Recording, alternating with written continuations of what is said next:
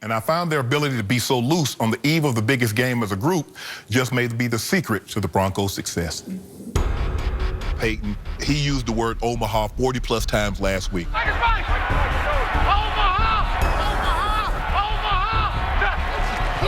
Does it ever get old and say, can we just call a play and just run? I don't think so. I think it helped us out as a group, have defense on their toes because, You don't ever just want to come to the line and just call a play and just go. Sometimes. Yeah. Sometimes it's nice to catch your breath. I know. So, when he does that, it helps us out. Who does Peyton yell at the most? The youngest. Yeah, that's definitely me. This week so far, too. Yeah, it's every week.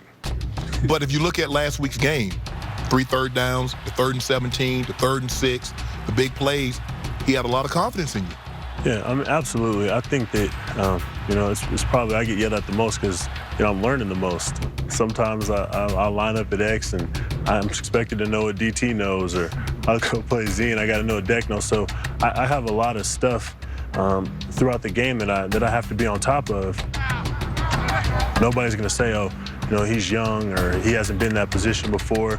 I got to be on top of every aspect of my game throughout practice. It's definitely a learning experience through the week. Julius, you got to push up, man. What happened? Deckard, does Peyton ever get upset with you guys on the field?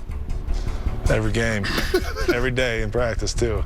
It starts in walkthroughs. We're out there, the walkthrough before the walkthrough, and he's getting on us about, a check play or a hot, or maybe, breaking off a certain route. Learn from that one, right? You ran about a 2-yard route, right? Learn from that one. He makes us be better because of, who he is. If you could start looking at your position that way and then focus how he focuses, then, I think a lot of people have an opportunity to be successful.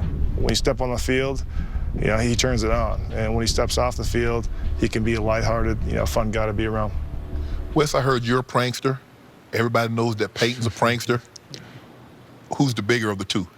Man, I don't know. I mean, we've kind of gone back and forth a little bit, but we've had fun with it. It's been good to kind of have that camaraderie of kind of getting each other. It's been nice to have him because we were too scared to do anything. That's what I said. And he shows up. It's like, okay, Absolutely.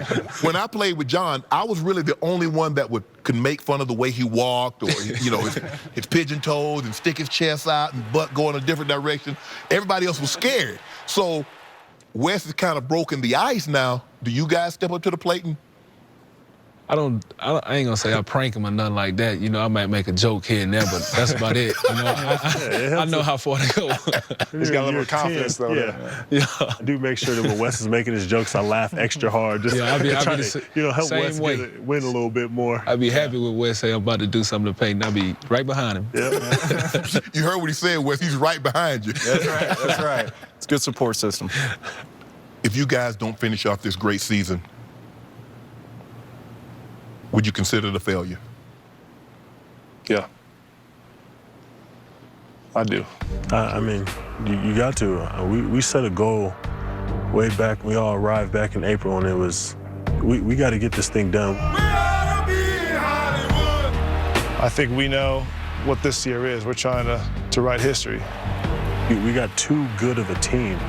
We believe in each other. We call it our home right here. Just realizing how critical it is and how important it is just to get to this point and being able to take advantage of it and realize that the opportunity is there and just to seize it.